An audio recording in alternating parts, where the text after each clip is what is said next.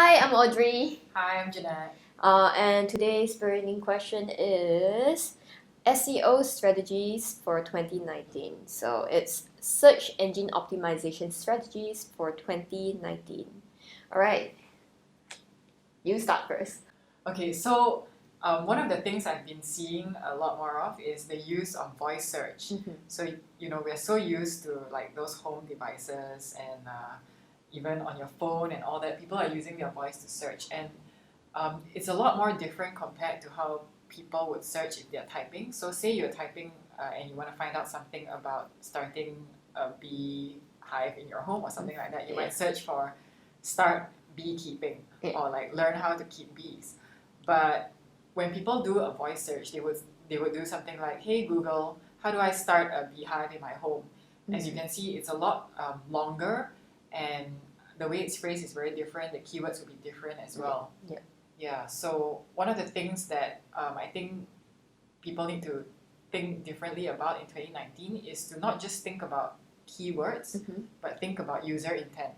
Like, why are they asking that particular question? If they're asking about beekeeping, are they, do they want to start, or do they want to know how to like get more honey from their bees? So think a lot more about user intent rather than focus on like very specific keywords, and try to optimize your content to sort of like answer what they're actually searching for, even though the keywords might not be entirely clear. That's really good advice, right? I think on my end, I'm thinking about structuring your content. So I was talking to Jeannette, and we were just saying that how Google, when you're googling something, the homepage, they usually have those info cards there, and immediately you have those answers there straight away. Sometimes you don't even bother to click into the links anymore. You just look at the cards and you go like, okay, let's just move on and move on with our lives. But that's good for us as I guess as consumers or users, right? But it's not really good for brands, right? It's not really good if you're at the company and you put so much effort into writing this content, and people are only going to Google homepage, look at the info card, and not coming into your website as well. So definitely need to think about how do you structure in a way where people would want to come into your page when they are looking at info cards. We want to create the need for them to say, hey, I want to find out more, I want to see more details, and I want to just go straight to see those step-by-step steps, or go straight into your blog to see those details. I think that is definitely very important. Yeah, you want people to click through, right? Yeah, if people are not clicking through, what's the point of creating those content? Or even if they don't click through, maybe you want to make sure that your brand presence is strong enough in what appears on that Google info card, right? Yeah, maybe in the images, perhaps. Maybe, yeah. I think one key thing I noticed recently is that for example, on Facebook and on Instagram, there was once when I was opening on my laptop, and for whatever reason the image broke. But I think that was Instagram.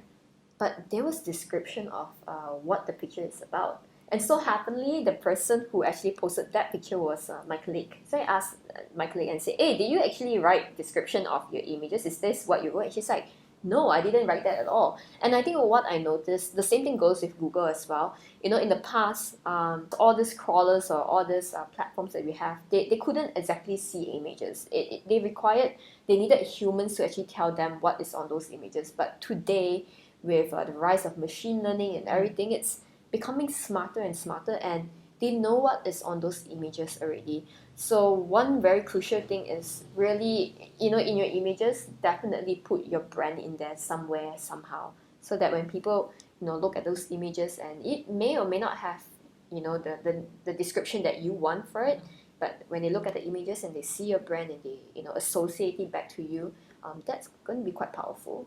Yeah. Do you have anything else to add? Yeah, and I would say look beyond Google as well for search.